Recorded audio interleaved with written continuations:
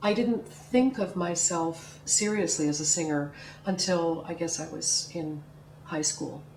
But as far as beginning to think about stretching the voice and using it in other ways, that didn't come until I got to college and I started to see instrumentalists who were working with their instruments and exploring different ideas and different techniques.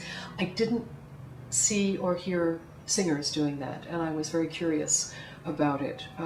There were, of course, recordings of Kathy Berberian, and some of the work that she did with Luciano Berio, I guess, is considered by some people sort of the beginnings of extended vocal techniques, although what she did was not all that extended. She did some gasping and gurgling, humming, laughing, sounds like that, but not really extending the sound of the voice. It was more including what we would consider as sort of everyday sounds in the vocabulary of vocal music. And actually, toward the end of her life, she really disavowed any interest in extended techniques. She was very interested in making sure that people knew that she could sing.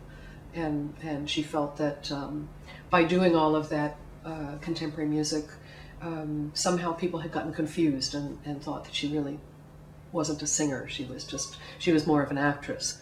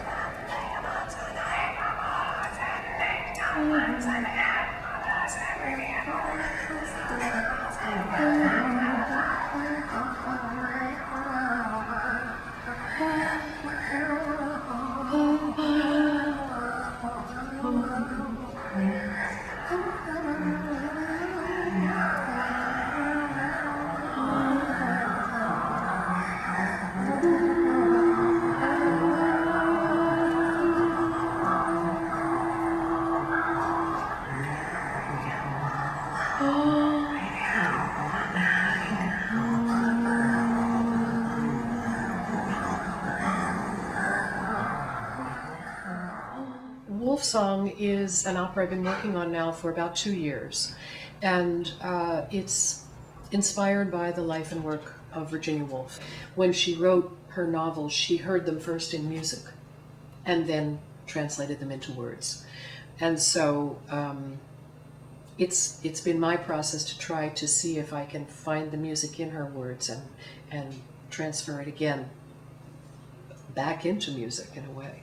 Her language is so fluid, and oftentimes she'll work, that's the parrot in the background, she'll work a sentence many different ways. or certain words or phrases will appear and then come back again several pages later. So this whole idea of repetition and reconsideration is part of what her language process is all about.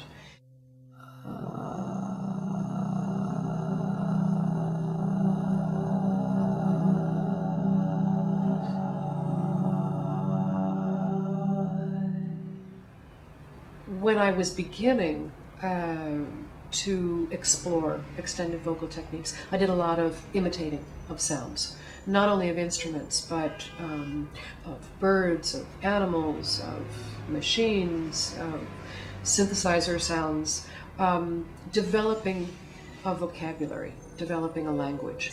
I also am one of those people who sees sound in a way, so that when I'm writing a musical gesture, it has a physicality to it.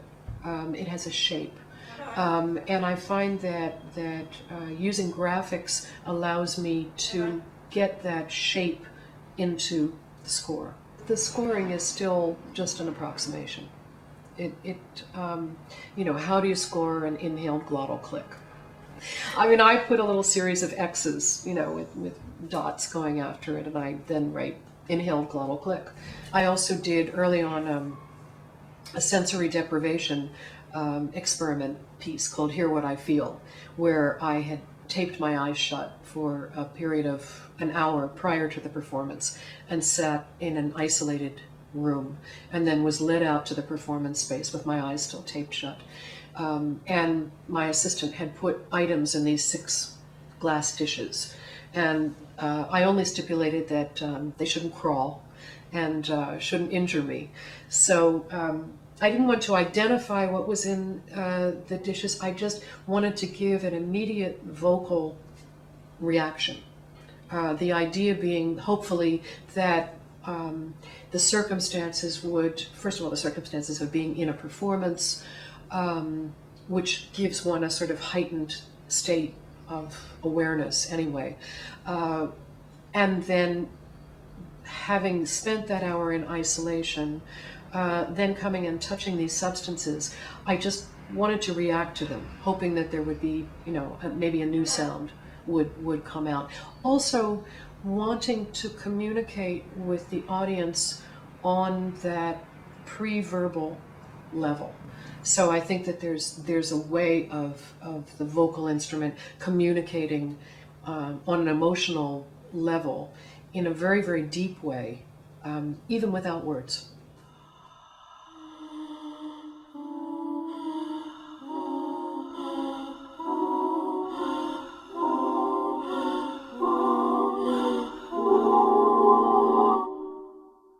I was really intrigued by the idea of working with living composers, with people that I could have a conversation with, discuss ideas, use my brain in a very different way. And so contemporary music fulfilled that for me. Well, for example, when I was working with Philip Glass years ago,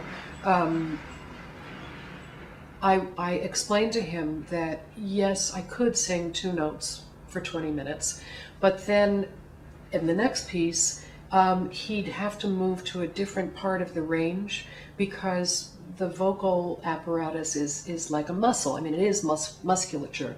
And if you were holding your arm in a particular position for 20 minutes, it's going to get tired. So you have to relax it. You have to change the positioning of the vocal cords so that they get to relax and rejuvenate themselves. I explain what certain techniques, how they feel. I try to get composers, if they're going to write for some of these extended techniques, to try them, to see what it feels like to make them. I explain that certain of the techniques take a little more preparation in time, so that you need to give room or space in the music, so that the singer can prepare a particular technique. And I say, not to do them for an extended length of time, because it's just fatiguing. Doing anything for an extended length of time, singing one pitch for an extended length of time is fatiguing. So you just have to, it's a lot of it is very logical, but sometimes people are not very practical. My last vocal teacher, Marian Sekeli-Freschel, said to me, you must work with composers. You must help them because they don't know how to write for the voice. And so I really felt as if this was one of my responsibilities. And then after years, as I was working more with composers, I realized that I had ideas of my own that were not going to get heard unless I became a composer. So these things developed sort of simultaneously. I mean, for example, a work like Three Voices of Morton Feldman, which is an extraordinarily beautiful work, just gorgeous. And I'm very proud to have brought that work into being. I heard one other recording of the work, and I didn't like it. So there is that aspect of being kind of territorial about the material once it's being written for you. And now, as I'm getting older, there are certain works that I can't sing anymore, and I realize that my further responsibility now is to find other singers that I can pass this material on to. Not only my own techniques, but some of this wonderful repertoire that's been generated for my voice. I need to find other people who can take on that repertoire to keep it alive. I think that I can give singers the information about how I did it. I think it would be more interesting for them to do a new interpretation. Whether I like it or not is really not the issue. I guess in the case of composers who have passed on, like Feldman, the implication is that because he wrote it for me, because he heard me do it on a number of occasions and approved of it, that is the way that particular work should be done. But then you can take a work, for example, Only by Feldman that was written in 1947 when he was 21. I performed that, but only after his death. And he never heard me sing it. Who knows whether my interpretation is the correct one? It's simply my interpretation. So.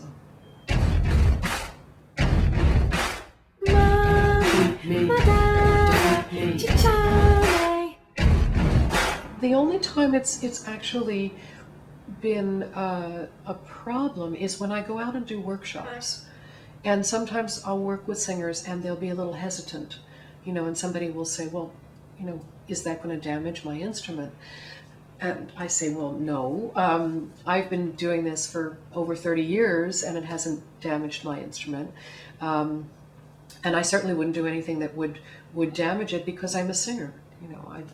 I want to be able to sing, and I don't want to do any damage. And in one workshop that I was doing, I think it was out in Minneapolis, there was a woman who was a vocal therapist and worked with people after they had damaged their vocal apparatus and had been through an operation, and so she was working to retrain the apparatus, the muscular apparatus. And she said some of the sounds that I make are actually sounds that she used in voice therapy because they're like a deep massage for the throat. For example, the vocal fry and the multiphonics are just very, very relaxed physically for the voice. And so these are some of the sounds that are used in speech therapy. I recently wrote a piece for solo violin, and I asked the violinist to gasp. To me that's a very easy thing to do. It's a vocalized, inhaled, short, rapid sound. We all do it. It's amazing how difficult it is for an instrumentalist to do that. You wouldn't think that it would be so difficult, but there's certain things that I guess when you choose to play an instrument, you choose to have your sound coming out of that, and you don't expect the composer to ask you to have a sound coming out of your body. But I'm intrigued with the person and the instrument. So I want to bring the person and the instrument into a piece. Then, of course, I'm fascinated with the sounds that instruments can make that I can't make, like the Bartok pits on a string instrument, which is just this fabulous little snap. There's such a wealth of wonderful vocal sounds in the world. And if I inspire someone to go and do a little bit more investigating, that would be wonderful.